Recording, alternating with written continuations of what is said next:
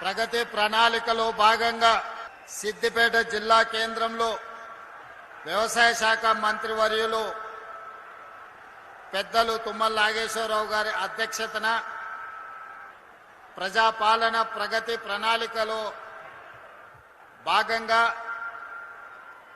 Oil form ఫ్యాక్టరీని ప్రారంభించి రైతు భరోసా రైతు ఖాతాలలో దాదాపుగా 3,600 కోట్ల రూపాయలు 70 లక్షల మంది రైతుల ఖాతాలలో వేయడానికి బ్రహ్మాండమైన కార్యక్రమాన్ని ఏర్పాటు చేసి ఈ కార్యక్రమంలో నాతో పాటు జిల్లా ఇన్ఛార్జ్ మంత్రివర్యులు వివేక్ వెంకటస్వామి గారు, ఈ జిల్లా నుంచి ప్రాతినిధ్యం వహిస్తున్న సోదరులు పెద్దలు దామోదర్ రాజనరసింహ గారు, మరొక మంత్రివర్గ సహచరులు పొంగులేటి శ్రీనివాసరెడ్డి గారు, యువ మిత్రులు, సహచర మంత్రివర్గ సభ్యులు, మీ అభిమాన నాయకులు పొన్నం ప్రభాకర్ గారు, శాసన మండలి సభ్యులు, కాంగ్రెస్ పార్టీ అధ్యక్షులు మహేష్ కుమార్ గౌడ్ గారు, అదేవిధంగా ప్రభుత్వ ప్రత్యేక సలహాదారులు పెద్దలు సుదర్శన్ రెడ్డి గారు, పార్లమెంట్ సభ్యులు మిత్రులు రఘునందన్ రావు గారు, అదేవిధంగా రాజ్యసభ సభ్యులు వేం నరేందర్ రెడ్డి గారు, అదేవిధంగా మాజీ మంత్రివర్యులు పెద్దలు పోచారం శ్రీనివాసరెడ్డి గారు, ప్రభుత్వ విప్ విజయ్ రమణారావు గారు, డాక్టర్ కవ్వంపల్లి సత్యనారాయణ గారు, రామచందర్ నాయక్ గారు, బీర్లా ఐలయ్య గారు, అదేవిధంగా శాసనసభ్యులు డాక్టర్ సంజీవరెడ్డి గారు, నవీన్ యాదవ్ గారు, ఎమ్మెల్సీ అంజురెడ్డి గారు, ఆయిల్ ఫామ్ కార్పొరేషన్ చైర్పర్సన్ మిత్రులు జంగా రాఘవరెడ్డి గారు, అదేవిధంగా కార్పొరేషన్ చైర్మన్ అన్వేష్ రెడ్డి గారు, మా అక్క సోదరిమణి కార్పొరేషన్ చైర్పర్సన్ నిర్మలా జగ్గారెడ్డి గారు, అదేవిధంగా ఐఏఎస్ అధికారి విద్యా కమిషన్ చైర్పర్సన్ అక్నూరు మురళి గారు, నర్సారెడ్డి గారు, జిల్లా పార్టీ అధ్యక్షులు ఆకాంక్ష రెడ్డి గారు, వేదిక మీద ఉన్న పెద్దలందరూ, ప్రాణ సమానులైన సిద్దిపేట జిల్లా నుంచి వచ్చిన రైతాంగానికి అందరికీ, ముఖ్యంగా పాలపిట్టల లెక్క మెరిసిపోతున్న మా అక్కలందరికీ హృదయపూర్వకంగా నమస్కారం. ఈ వ్యవసాయ పండుగ దినాన ఉగాది పండుగ సందర్భంగా ఇంతమంది ఆడబిడ్డలు మొన్న చీర సారె రూపంలో ఈ ప్రభుత్వం ఇందిరమ్మ చీర పెడితే ఆ చీర కట్టుకొని ఈ పండుగ నాడు సోదరుడిని ఆశీర్వదించడానికి వచ్చినందుకు మా ఆడబిడ్డలందరికీ ప్రత్యేకంగా కృతజ్ఞతలు, ధన్యవాదాలు.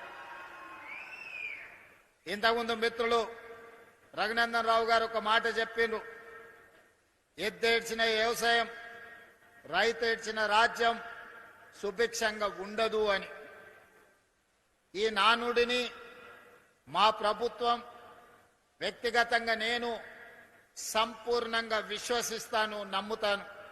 అందుకే ప్రజాపాలనలో ఎన్ని సమస్యలు ఎదురైనా, సంక్షేమానికి ఎన్ని ఇబ్బందులు వచ్చినా, ఆర్థిక పరిస్థితులు మమ్మల్ని ఎన్నో రకాలుగా ఇబ్బంది పెడుతున్నా, రైతులకు సంబంధించిన ఏ సంక్షేమ పథకాన్ని కానీ, రైతులకు అందించాల్సిన ఉచిత కరెంటు కానీ ఎక్కడా లోటు రానియకుండా, అదేవిధంగా రైతులు పండించిన పంటను చివరి గింజ వరకు కొనాలి అని కార్యక్రమంగా పెట్టుకొని, కొన్న పంటకు గిట్టుబాటు ధరనే కాదు 500 రూపాయల బోనస్ కూడా ఇచ్చి రైతుల కళ్ళల్లో ఆనందం చూడాలి అని ఈ ప్రభుత్వం నిరంతరం తాపత్రయపడుతుంది, ప్రయత్నం చేస్తుంది. అందులో భాగంగానే ఈనాడున్న ఆర్థిక పరిస్థితులు అభివృద్ధి కార్యక్రమాలకు అవరోధంగా మారిన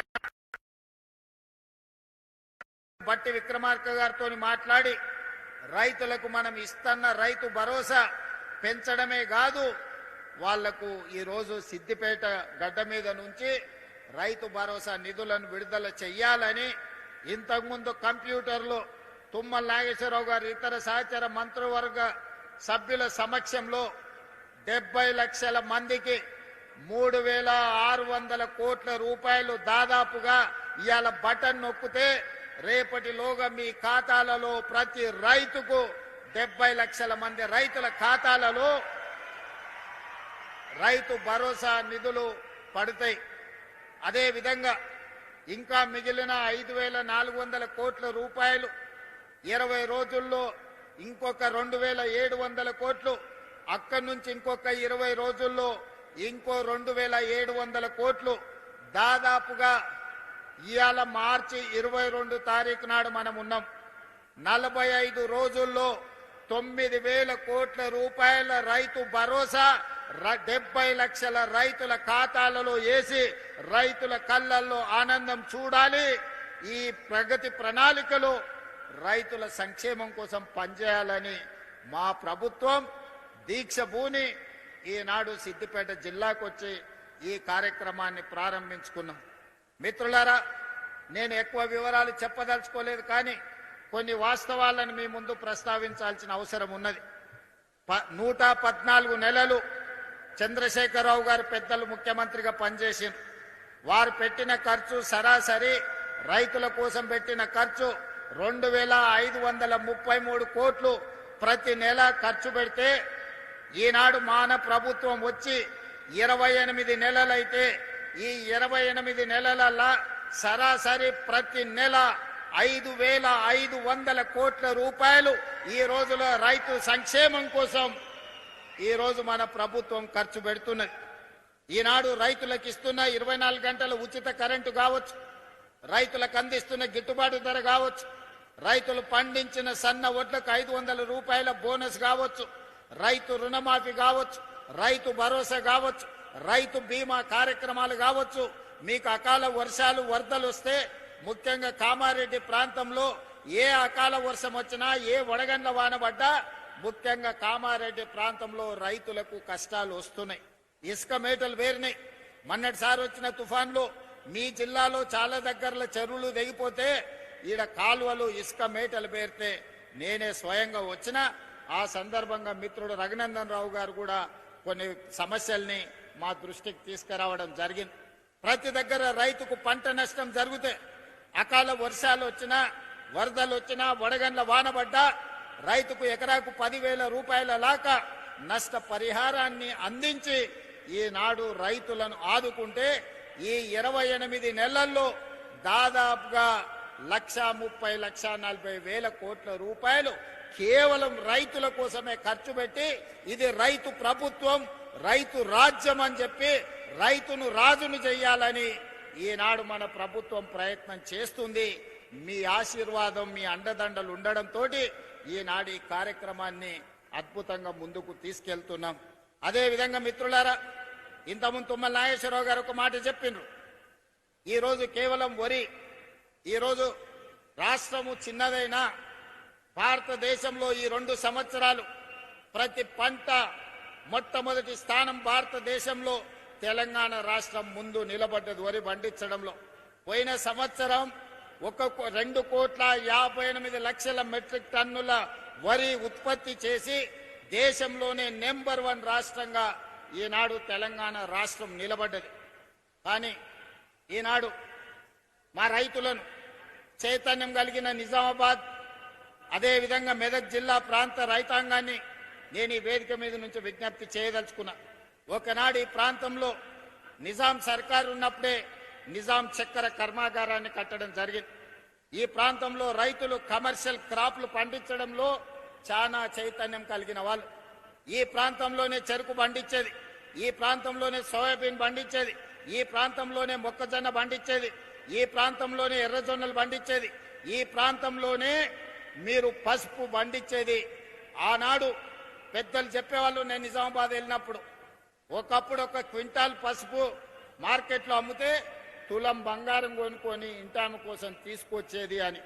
మరి ఇవాళ తులం బంగారమేమో 2 లక్షలు అయింది, పసుపుకు మాత్రము ఈరోజు ధరలు లేవు. కానీ ఈనాడు వ్యవసాయంలో మార్పు రావాలి. ఈ రోజు పామాయిల్ ఫ్యాక్టరీని దాదాపుగా 750 కోట్ల రూపాయలతోని ఈనాడు కార్పొరేషన్ ఆధ్వర్యంలో ఈ రోజు ప్రారంభించుకున్నాం. తుమ్మల నాగేశ్వరరావు గారు, రఘునందన్ రావు గారు చెప్పినట్టు తెలంగాణ రాష్ట్రంలో పామాయిల్ పంట ఈనాడు 3 లక్షల ఎకరాలకు చేరింది. 3 లక్షల ఎకరాలు కాదు, 10 లక్షల ఎకరాల పామాయిల్ పండించినా కొనడానికి ప్రభుత్వం సిద్ధంగా ఉంది. మీకు లాభసాటి వ్యవసాయంగా మారుతుంది. రైతును పంట మార్పిడిలోకి రావాల్సిందిగా నేను విజ్ఞప్తి చేస్తున్నా. ఇవాళ వేదిక మీద వరంగల్ రైతులు ఉన్నారు, రాజకీయ నాయకులు ఉన్నారు, ఖమ్మం జిల్లాకు సంబంధించిన వాళ్ళు ఉన్నారు, నల్గొండకు సంబంధించిన వాళ్ళు ఉన్నారు. మీరు ఖమ్మం వరంగల్ ప్రాంతానికి పోతే మీకు పత్తి పండుతుంది, మిర్చి పండుతుంది. నల్గొండకు వస్తే వడ్లతో పాటు కొన్ని కందులు పండుతాయి. ఆ నుంచి మా మహబూబ్నగర్కు వస్తే పచ్చజొన్నలు, సజ్జలు, కందులు పండుతాయి. మా దగ్గర దోసకాయలు పండుతాయి. రంగారెడ్డి జిల్లాకు వస్తే, వికారాబాద్ రంగారెడ్డి జిల్లాకు వస్తే ఇవాళ భారతదేశానికి మంచి కందిపప్పు ఆ ప్రాంతంలో పండిస్తున్నాం. ఈ రోజు రంగారెడ్డి జిల్లాలో ద్రాక్ష తోటలు గాని, కూరగాయలు గాని, పాలకూర గాని, మెంతం కూర గాని, ఈ రోజు కొత్తిమీర కట్టలు గాని, ఒకప్పుడు ద్రాక్ష తోటలు గాని రంగారెడ్డి జిల్లా చుట్టూతో ఉండేది. పాడి పరిశ్రమ ఉండేది. ఆర్టీసీలో బస్ ఎక్కితే వనస్థలపురం హయత్ నగర్ నుంచి పాల క్యాన్లతోని, కూరగాయల తట్టలతోటి పండ్లు, ఫలాలు, కూరగాయలు తీసుకొని మా రైతులు ఆర్టీసీ బస్సులో హైదరాబాద్కు అమ్మనికి వచ్చేది. కాలం మారింది, రియల్ ఎస్టేట్ పెరిగింది, పంట తోటలు అన్ని కూడా లేఅవుట్లు అయిపోయినాయి, ప్లాట్లు అయిపోయినాయి.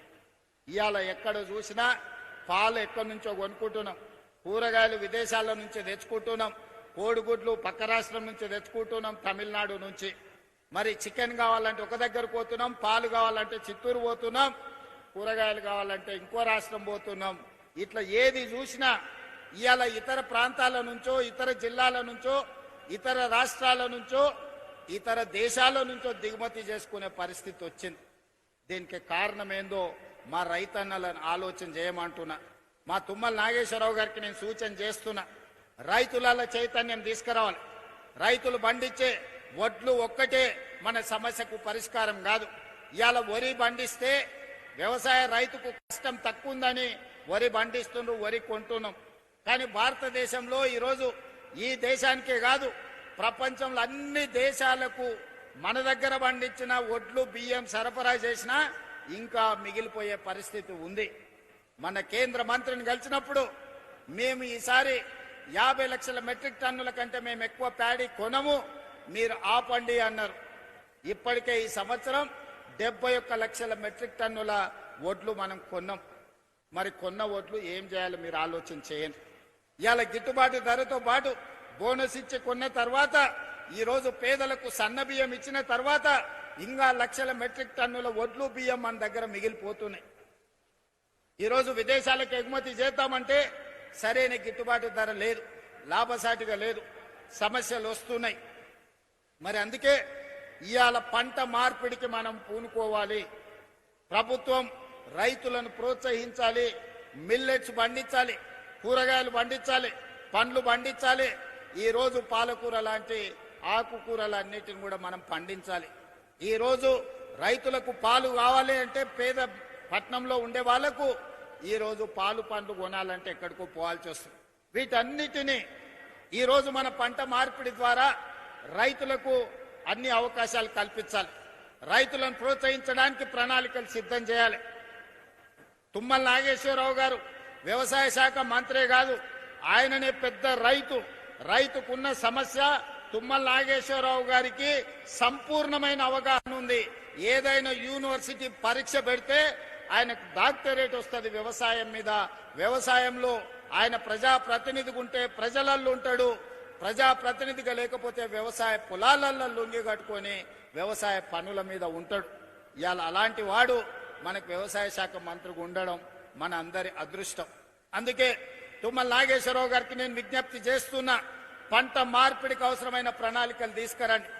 కేంద్ర ప్రభుత్వంతో మాట్లాడదాం, మోడీ గారిని అడుగుదాం. మిత్రుడు రఘునందన్ రావు గారు ఉన్నారు, కిషన్ రెడ్డి గారు ఉన్నారు, బండి సంజయ్ గారు ఉన్నారు, 8 మంది ఎంపీలు ఉన్నారు. తెలంగాణ రాష్ట్రంలో పంట మార్పిడి ద్వారా రైతులకు లాభసాటిగా కేంద్ర ప్రభుత్వం, రాష్ట్ర ప్రభుత్వం కలిసి మెలిసి ఏ విధంగా లాభసాటిగా చేద్దాం, రైతులు తలెత్తుకొని నిలబడే విధంగా, రైతులు పండించిన పంటకు లాభసాటిగా ధరలు వచ్చే విధంగా ఈ రోజు పామాయిల్ పండిస్తే 4 సంవత్సరాలు మనకు రిజల్ట్ రాదు అని చెప్తున్నారు. 4 ఏళ్లు మరి రైతు ఎట్లుండాలంటే రైతును ఆదుకోవాల్సిన అవసరం ఉంది అని ఇంతకుముందు మిత్రులు చెప్పారు.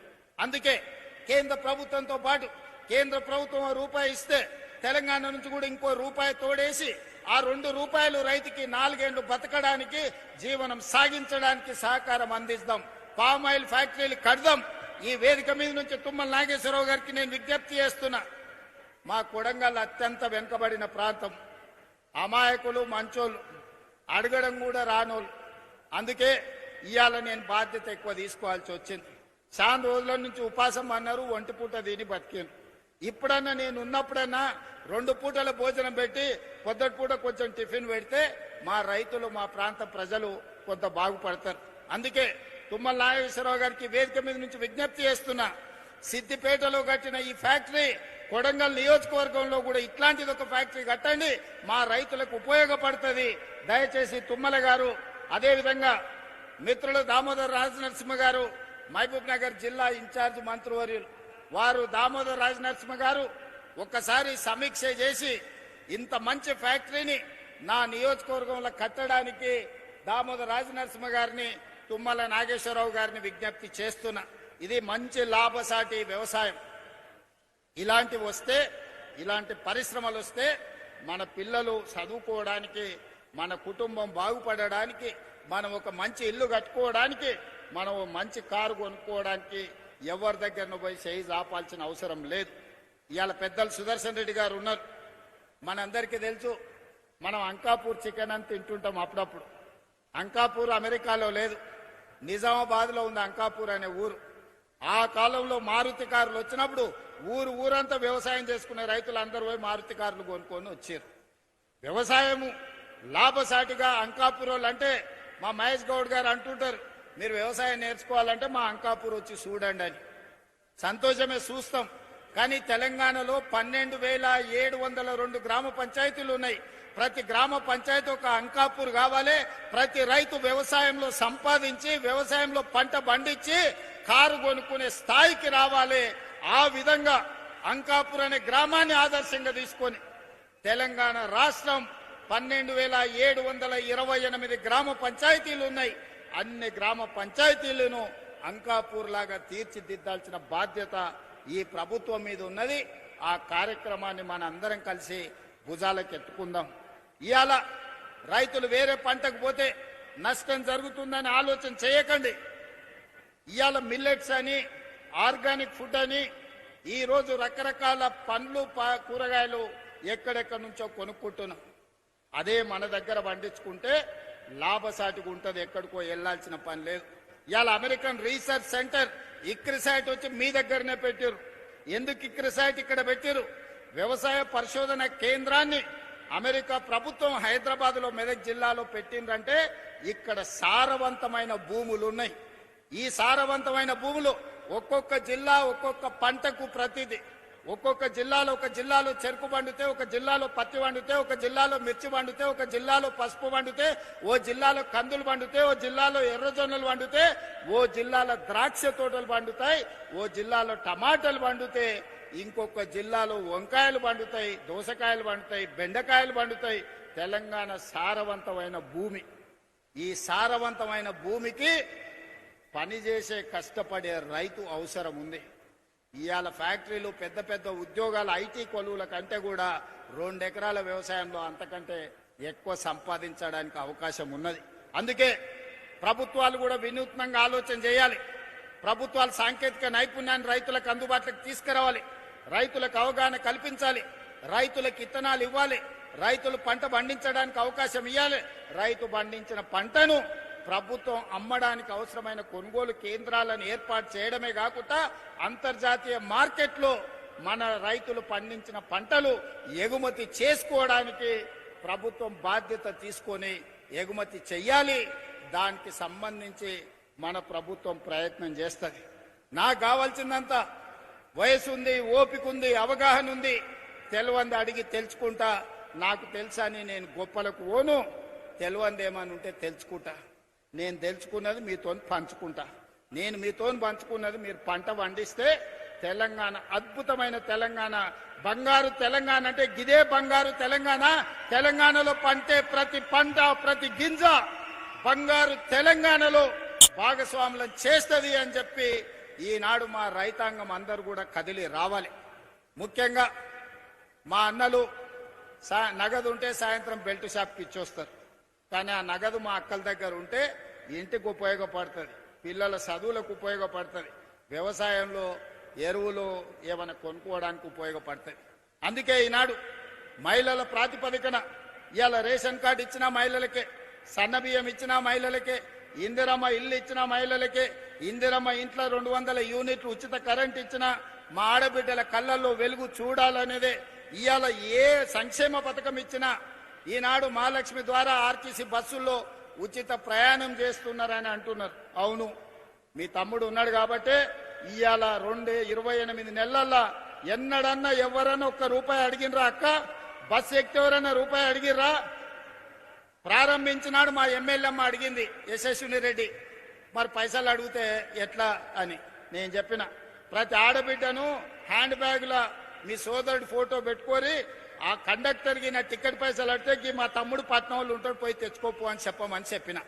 ఈ 2 ఏళ్లలో మా అక్కలు చెప్పాలి, అంతకుముందు అమ్మగారి ఇంటికి పోవాలంటే ఇంటి ఆయనను అడగాల్సిన పరిస్థితి, అమ్మవారిని దర్శించుకోవాలంటే ఏం పోతావు లే అమ్మ అంటే బాధపడి ఇంట్లో ఉండేది. ఇవాళ అమ్మగారి ఇంటికి పోవాలన్నా అమ్మవారిని దర్శించుకోవాలన్నా ఇంటి ఆయన బాయ్ కాడుకో ఇంటికి వచ్చే లోపల పోయి చూసి మళ్ళీ ఇంటికి వచ్చి రావచ్చు, మళ్ళీ ఎప్పటిలాగే ఈటీవీ మా టీవీ సీరియల్ చూడవచ్చు. అవునా? మరి ఇవాళ ఆర్టీసీ బస్సుల ఉచిత ప్రయాణానికి 9,000 కోట్ల రూపాయలు మన ప్రభుత్వం ఖర్చు పెట్టింది. ప్రతి నెల మా ఆడబిడ్డల బస్సు ఉచిత ప్రయాణానికి 350 కోట్ల రూపాయలు నెల నెల టంచన్గా ఆర్టీసీకి ఇచ్చి నష్టాలలో ఉండి ఆత్మహత్యలు చేసుకుంటున్న ఆర్టీసీ కార్మికులను 50,000 కుటుంబాలను ఇవాళ ఈ పథకం ద్వారా మనం ఆదుకోవడం జరిగింది. ఉచిత ప్రయాణమే కాదు, ఈనాడు 1000 బస్సులను కొని 1000 బస్సులకు మహిళా సంఘాలను ఈ రోజు యజమానులను చేసి ఆర్టీసీకే కిరాయికి పెడితే మా పొన్నం ప్రభాకర్ గారు నెల నెల మా బిడ్డల ఆడబిడ్డలకు ఈ రోజు ఆర్టీసీ బస్సు యజమానులను చేస్తే బరాబర్ కిరాయి పైసలు కట్టే పరిస్థితి వచ్చింది. ఇవాళ పెద్ద పెద్ద కంపెనీలు కాదు, ఈ రోజు మా ఆడబిడ్డలే 1000 బస్సులకు యజమానులు అయ్యారు. ఉచిత ప్రయాణమే కాదు, బస్సులకు మా ఆడబిడ్డలు యజమానులు అయింది.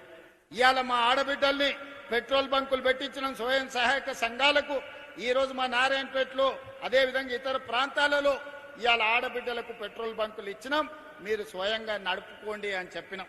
ఇవాళ 67 లక్షల మంది ఆడబిడ్డలు స్వయం సహాయక సంఘాలలో సభ్యులుగా ఉన్నారు. అందుకే నేను ఒక మాట చెప్పిన, మా అధికారులకు ఆదేశాలు ఇచ్చిన 2034 సంవత్సరం లోపల 1 కోటి మంది సభ్యులను చెయ్యాలి, 1 కోటి మందిని కోటీశ్వరులను చేసే వరకు విశ్రమించేదే లేదు, ఆడబిడ్డల కోసం ఈ ప్రభుత్వం పని చేస్తుందని చెప్పినాం. మా అక్కలందరికీ నేను సూచన చేస్తున్నా, ఇవాళ మీరు 67 లక్షల మంది సభ్యులు ఉన్నారు, దీన్ని 1 కోటి మందిని చేసే బాధ్యత ప్రతి సంఘం సభ్యురాలు బాధ్యత. ముఖ్యంగా పట్టణాలలో తక్కువ చేరింది, పల్లెటూర్లలో 90% చేరింది, కానీ పట్నంలో తగ్గిరు. పట్నంలో కూడా సంఘం సభ్యులను పెంచండి. ఇప్పటి వరకు 28 నెలల 57,000 కోట్ల రూపాయల బ్యాంకు లింకేజ్ ఇచ్చి 0 వడ్డీ మీద 1,350 కోట్ల రూపాయలు ఇవాళ బ్యాంకులకు మన ప్రభుత్వం కట్టింది.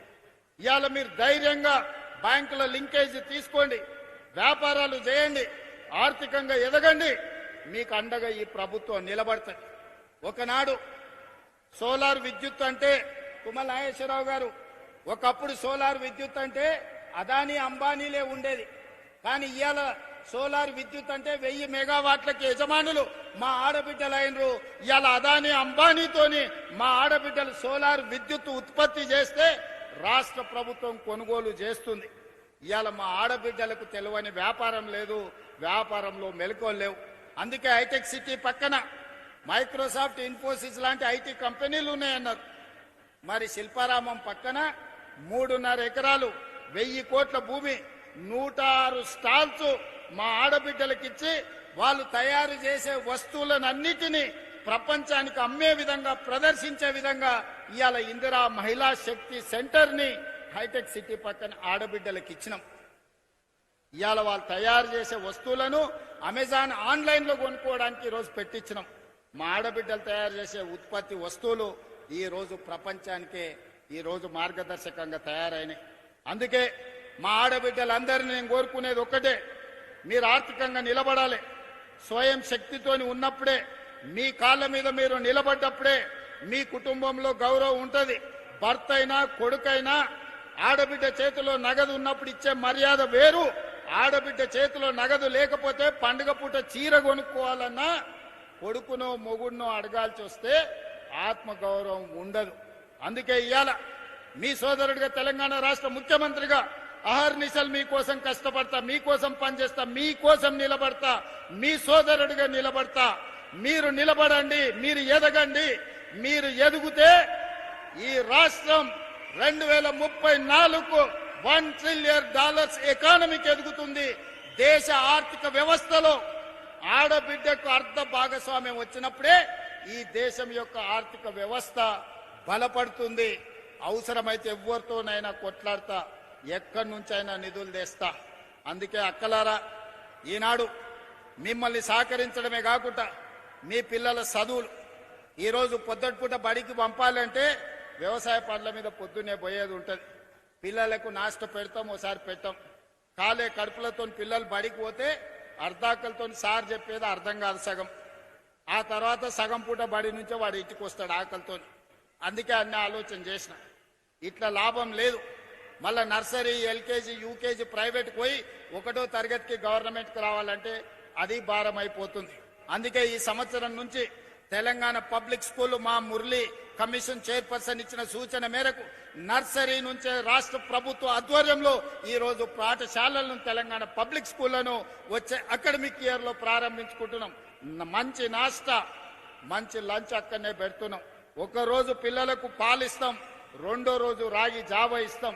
వారం రోజుల్లో ఆదివారం సెలవు అయితే 6 రోజుల్లో 3 రోజులు ప్రతిరోజు పాలిస్తాం పిల్లలకు, 2వ రోజు రాగి జావ ఇస్తాం.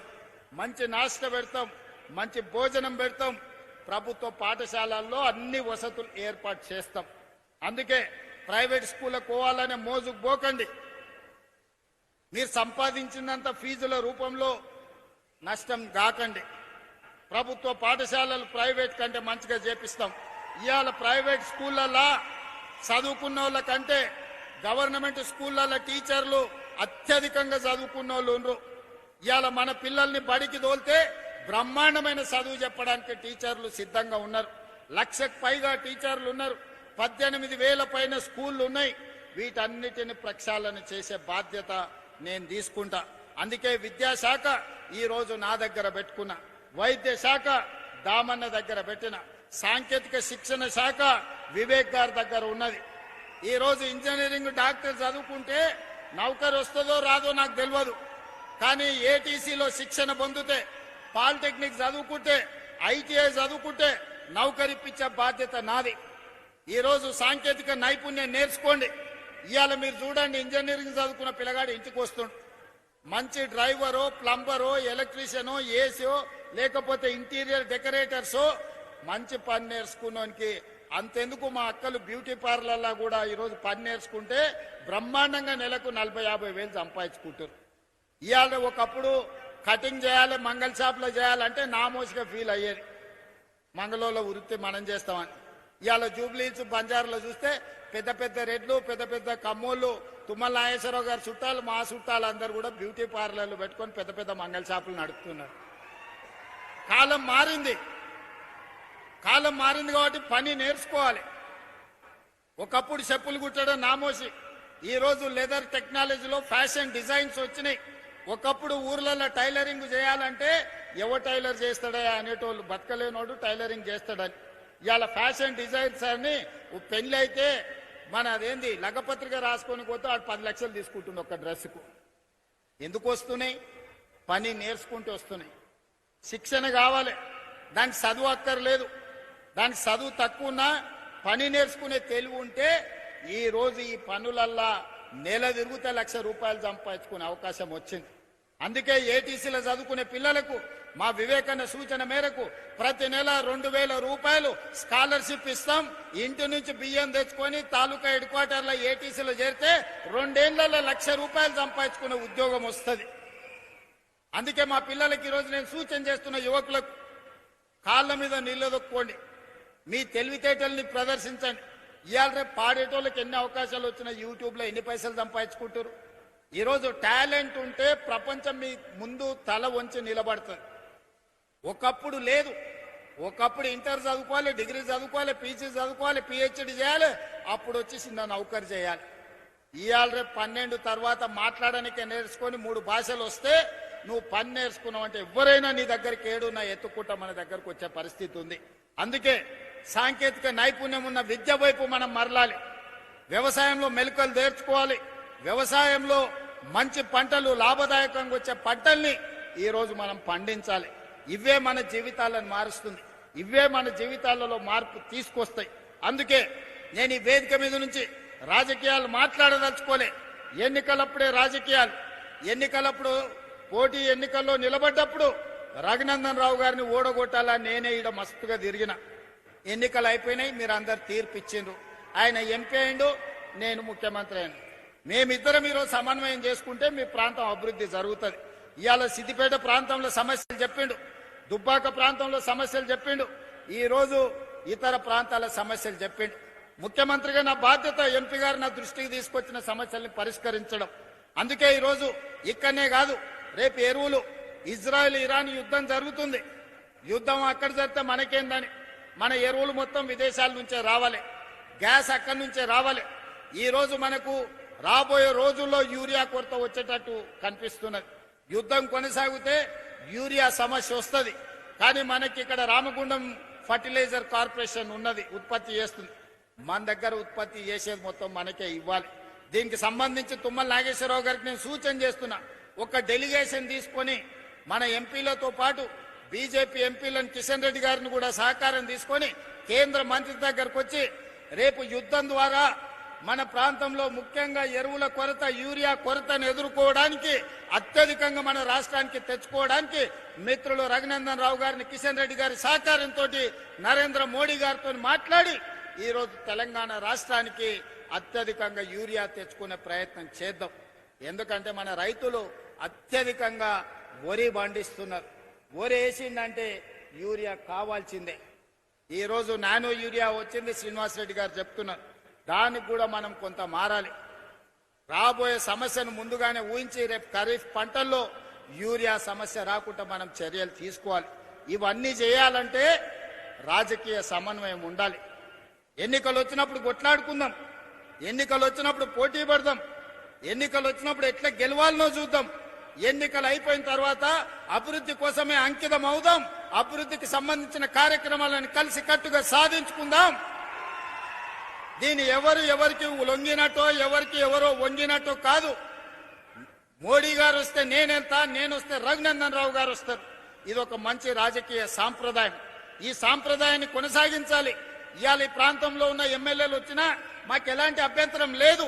ఈ వేదిక మీద నుంచి మీ సమస్యలు చెప్తే తప్పకుండా ఈ ప్రభుత్వం పరిష్కరిస్తుంది. ఇవాళ గజ్వేల్లో మనం తెలంగాణ పబ్లిక్ స్కూల్ ఇచ్చినాం.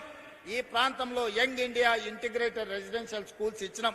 ఇవాళ వివేక్ గారిని అడిగిన సిద్దిపేటకి ఇందిరమ్మ ఇండ్లు ఇచ్చినామా అని 3500 ఇండ్లు ఈ సిద్దిపేట అసెంబ్లీకి ఇచ్చినాం, గజ్వేల్ అసెంబ్లీకి ఇచ్చినాం, సిరిసిల్ల అసెంబ్లీకి ఇచ్చినాం. నాకు కేటీఆర్ తోనో, హరీష్ తోనో, చంద్రశేఖరరావు గారితోనో రాజకీయంగా భిన్నాభిప్రాయాలు ఉండొచ్చు. కానీ అక్కడ కూడా పేదోళ్ళు ఉన్నారు, అక్కడ కూడా దళితులు ఉన్నారు, అక్కడ కూడా గిరిజనులు ఉన్నారు, అక్కడ కూడా బలహీన వర్గాలు ఉన్నారు. వీళ్ళని దృష్టిలో పెట్టుకుంటే వాళ్ళకి అన్యాయం జరుగుద్ది. అందుకే ఇవాళ సిరిసిల్ల, సిద్దిపేట, గజ్వేల్ కూడా ప్రతి నియోజకవర్గానికి 3500 ప్రకారం 10,500 ఇండ్లు ఈ 3 అసెంబ్లీ నియోజకవర్గాలలో ఇచ్చి మా నిజాయితీ చూపించుకున్నాం. ఈ పరిశ్రమ ఇవాళ సిద్దిపేటలో ఉంది. నేను కావాలంటే 2024లోనే ఈ పరిశ్రమ పనులు ప్రారంభమైనాయి. నేను ముఖ్యమంత్రి అయినాకనే తుమ్మల నాగేశ్వరరావు గారి పని మొదలు పెట్టారు. కావాలంటే ఇది నేను కొడంగల్కు తీసుకుపోతుంటేనా? ఎందుకు ఇక్కడ కట్టించినాం? ఇక్కడ రైతుల కోసం కట్టించినాం. ఇక్కడ ఉండే ఎమ్మెల్యే కోసం కట్టలే, ఎమ్మెల్యే ఉన్నాడని తరలించలే. ఇవాళ సిద్దిపేటలో కట్టిన తర్వాతనే నా కొడంగల్కి ఇంకొక పరిశ్రమ ఇయ్యమని మా మంత్రులను నేను అడుగుతున్నా. నేను వివక్ష చూపియను, వివక్ష అని చెప్తున్నారు తప్పు. ఒకవేళ వివక్ష గురించి చర్చించాల్సి వస్తే 2014 నుంచి 2024 వరకు మీరు కొడంగల్కి ఎన్ని నిధులు ఇచ్చిండ్రు, ఈ 24 నెలల నేనెన్ని ఈ ప్రాంతానికి నిధులు ఇచ్చినో మొత్తం లెక్క తీద్దాం. వివక్ష మా ఇంట వంట లేదు. మిమ్మల్ని చూసి ప్రజల్ని అంచనా వేయం. ప్రజలతో మాకు ప్రత్యక్ష సంబంధం ఉంది. పేదల పట్ల మాకు ప్రేమ ఉంది, పేదల పట్ల అభిమానం ఉంది. ఆ పేదల కోసం పనిచేస్తాం తప్ప రాజకీయ నాయకుల కోసం పనిచేయం. మీరు అట్లా చేసిండ్రు కాబట్టి మేము కూడా అట్లనే ఉంటామని అనుకుంటే అట్లాంటి ఆలోచనలని దూరం పెట్టమని చెప్పి నేను విజ్ఞప్తి చేస్తున్న ఈ శాసనసభ్యుడికి. రాజకీయాలు ఎన్నికలు వస్తే ఓకే, ఎన్నికలు పోటీ పడదాం. ఎవరేందో ప్రజలు తీర్పిస్తారు. నువ్వు చెప్పేది నువ్వు చెప్తావు, నేను చెప్పేది నేను చెప్తా. చివరికి ప్రజలు తీర్పిస్తారు. 2014, 2018 కూడా మేము పోటీ పడ్డాం. ఆనాడు మీకు ఇచ్చిన అధికారం. 2023లో మీరు మేము పోటీ పడ్డాం, కానీ అధికారం మాకిచ్చిండ్రు.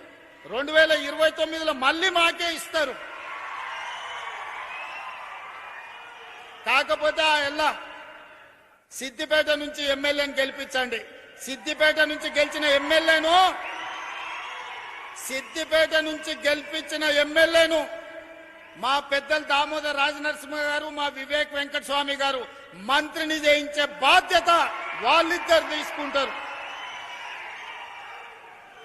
2029 ఎన్నికలలో సిద్దిపేటలో గెలిచే ఎమ్మెల్యేను వాళ్ళిద్దరు మంత్రిని చేసే బాధ్యత తీసుకుంటారు. ఈ వేదిక మీద నుంచి నేను మీకు మాట ఇస్తున్నా. ఈ ప్రాంతంలో 1984 నుంచి 2029 వరకు ఒకే కుటుంబం ప్రజలలో ఉన్నారు. ఇతరులకు ఒక అవకాశం ఇవ్వండి అని నేను అడుగుతున్నా. చూడండి, మార్పు చేసి చూడండి, మంచి జరుగుద్దో లేదో చూడండి. అందుకే ఈ ప్రాంత ప్రజలు చైతన్యవంతులు. ఈ ప్రాంత ప్రజలు విచక్షణతో ఆలోచన చేయండి. ఈ ప్రాంతాన్ని అభివృద్ధి చేసే బాధ్యత మా ప్రభుత్వం తీసుకుంటది. మల్లన్న సాగర్ సమస్య ఉండొచ్చు, ఇతర సాగునీటి ప్రాజెక్టులప్పుడు ఏటిగడ్డ కిష్టాపూర్లో 48 గంటలు నేను దీక్ష కూర్చున్న మల్లన్న సాగర్ అప్పుడు. ఆనాడు దామోదర్ రాజనరసింహ గారు, రఘునందన్ రావు గారు అందరి ప్రాంత రైతుల కోసం వచ్చి నిలబడ్డారు. ఇళ్ల కరెంటు తీసి ఊర్లకు నీళ్లు వదిలి రాత్రిపూట కొడితే ఆన్నే చితిబేర్చుకొని చనిపోయిన రైతులు ఈ ప్రాంతంలో ఉన్నారు. మేము ఎన్నడూ అట్లా చేయలేదే. రైతులను ఒప్పించి, రైతులను మెప్పించి, నష్టపరిహారం పెంచి మొన్న నారాయణపేట కొడంగల్ ప్రాజెక్టు కడితే ప్రజలు అడిగితే 14 లక్షలు మేము ఇస్తామంటే కాదంటే 20 లక్షలు పెంచి 98.5% రైతులు లైన్లో నిలబడి ప్రభుత్వానికి భూమి ఇచ్చినాకనే నారాయణపేట కొడంగల్ ఎత్తిపోతల పథకాన్ని పనులను నేను ప్రారంభించిన. నా ప్రాంతంలో ప్రాజెక్టు కడితే రైతుకు కష్టం రావద్దు, రైతుకు నష్టం జరగొద్దు అని 98.5% రైతులను ఒప్పించి ఈ రోజు మక్తల్ నారాయణపేట కొడంగల్ ఎత్తిపోతల పథకాన్ని ఈ రోజు పనులు ప్రారంభించిన. మరి అదే ఏటిగడ్డ కిష్టాపూర్ గాని, రంగనాయక సాగర్ గాని, లేకపోతే కొండ పోచమ్మ కట్టినప్పుడు రైతుల పట్ల మీరు వ్యవహరించిన తీరు ప్రజలు చూడలేదనుకుంటున్నారా? ఈరోజు మూసీలో పేదల మీద మీ ముసలి కన్నీరును ప్రజలు అర్థం చేసుకుంటలేరని మీరు అనుకుంటున్నారా? రాజకీయాల కోసం మాట్లాడాలి, ప్రజల మేలు కోసం మాట్లాడాలి, కానీ ఏమీ జరగొద్దు, అడ్డుకోవాలి, వీళ్ళు ఏమి చెయ్యొద్దు, వీళ్ళనేమి చెయ్యనియొద్దు అంటే ఇది ప్రజల పట్ల పగతో వ్యవహరించినట్టే. ప్రతిపక్షం బాధ్యత అది కాదు. ప్రతిపక్షం బాధ్యత ప్రభుత్వానికి సూచన చేయాలి, ప్రభుత్వంతో ప్రశ్నించాలి, అవసరమైతే ప్రభుత్వంతో కొట్లాడి పేదలకు ఏ విధంగా మేలు చేయాలనో ప్రయత్నం చేయాలి తప్ప మేము అడ్డుకుంటాం, మేము అడ్డం బండుకుంటాం, నేను నిన్ను ముందుకే పోనీ అని అంటే ఎట్లా? మీరు ఒక్కసారి చెప్పండి. పోనీ అని అంటే మీ సోదరుడు ఊరుకుంటాడా? మీకు తెలియదా? అడ్డం బండుకుంటే ఆగుతామా? ఈడు ఉన్నోళ్ళని అడుగుతున్నా. ఒకవేళ అడ్డం పడుకుంటే ఆగుతామా?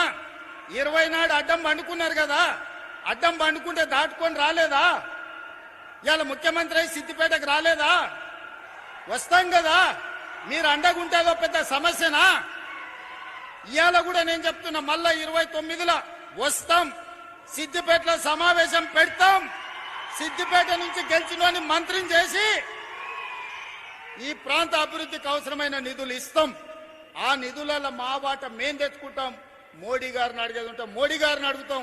అదృష్టం బాగుండి రఘునందన్ రావు గారు పెద్ద పొజిషన్లు ఉంటే ఆయన సహకారం కూడా తీసుకుంటాం. ఎన్నికలు వచ్చినప్పుడు చేసే పని ఎన్నికలప్పుడు చేస్తాం. ఓడగొట్టాల్సిన పని ఓడగొట్టేటందుకు చేస్తాం. ఒకవేళ మీరు అభిమానించి గెలిపిస్తే పెద్ద కుర్చీ వస్తే మన రాష్ట్రానికి నిధులు తెస్తాం. నాకెందుకే సిగ్గు బేసిజము? నేను రైతు పిల్లగాని ఊరు నుంచి వచ్చిన, కష్టపడి వచ్చిన, వ్యవసాయం అంటే తెలుసు. ఏ చెట్టుకి ఏ పురుగు పడుతుంది, ఏ పురుగు పడితే ఏ మందు కొట్టాలనో తెలిసినోని. తెలియకుండానే ఇంత దూరం వచ్చినా. ఏ చెట్టుకి ఏ పురుగు పట్టినా పురుగును వదిలిచ్చే తెలివితేటలు మీరిచ్చిండ్రు, దేవుడు ఆశీర్వదించిండ్రు. ఏ దానికి కూడా ఎవరు వెనక ముందు ఆలోచన చెయ్యకండి. ఈ ప్రాంతాన్ని అభివృద్ధి చేసుకుందాం. మా అధికారులకు సూచన చేస్తున్నా, సిద్దిపేటను ఏ మాత్రం వివక్ష వహించకండి, చూడకండి. సిద్దిపేట ప్రాంతానికి అభివృద్ధి నిధులు ఇవ్వండి. మిగతా నియోజకవర్గాలను ఏ విధంగా చూసుకుంటున్నామో సిద్దిపేట పట్ల ఎలాంటి వివక్ష చూపించాల్సిన అవసరం లేదు. ఇది తెలంగాణలో ఉన్న శాసనసభ నియోజకవర్గం. 119 శాసనసభ నియోజకవర్గాలను సమాన దృష్టితో చూస్తాం. మాలాకటి వెనకబడ్డోళ్ళము, ఆకలైనోళ్ళము, ఒంటిపూట తిన్నోళ్ళము, ఓ బుక్క ఎక్కువ తింటే మీరు కూడా అయ్యే ఇన్ని రోజులు ఉపాసం పడినంటే ఇప్పుడు ఓ బుక్క తింటుండని మీరు కూడా జర్ర చూసి చూడనట్టు ఉండరు. ఎందుకంటే మేము జొన్న రొట్టెలు కందిపప్పు తిని బతికినోళ్ళం. ఇప్పుడే జర తెల్లపువ్వు తిని చికెన్ మటన్ తిన కాడికి వచ్చిన జర ఆకలి ఉంటుంది. కొడంగల్కు నిధులు ఇస్తున్నా అంటే మరి నేను ముఖ్యమంత్రి అయినా అడగరా? ఊరికి పోతే అడగరా? ఏం తెస్తావు అన్నా, నిన్ను ముఖ్యమంత్రిని చేస్తే మరి ఏమన్నా తెచ్చినావంటే నేను ఏమన్నా చెప్పాలి కదా. పిల్లగాడు దుబాయ్ పోతాడు పని చేయనికి, అమ్మనాయనం చూడడానికి వస్తే ఏమన్నా బట్టలు, అన్నదమ్ములకు బట్టలు అద్దాలు తెచ్చిండు అని చూడరా? చూడరా మీరు అందరూ? గట్లనే మరి పిల్లగాడు ఉపయోగపడి బయటకు పోయి ఎదిగిండు అని అంటే ఆడ నుంచి ఏదన్నా ఆశిస్తారు. ఏమన్నా చేసినా కానీ మీకు అన్యాయం చెయ్యను. మనందరం కలిసి బాగా పనిచేసుకుందాం. మీరందరూ అండగా నిలబడండి. ఈ రోజు రైతు భరోసాలో భాగంగా దాదాపుగా 3,600 కోట్ల రూపాయలు మీ ఖాతాలో వేసినాం. మిగతా పైసలు కూడా 45 రోజుల్లో మీ ఖాతాలో పడతాయి. పోయినసారి మన దగ్గర నగదు ఉండే 9 రోజుల్లోనే 9,000 కోట్ల రూపాయలు రైతు భరోసా నిధులను మీ ఆయల్లో మీ ఖాతాలో వేసినాం. మీ అకౌంట్లో ఒకసారి చూసుకోండి. మొదలు పెట్టి చివరికి 9 రోజుల్లో 9,000 కోట్ల రూపాయలు ఆయల్లో వేసినాం. ఆయల్లో ఉన్నాయి కాబట్టి మీకే వడ్డిచ్చినాం.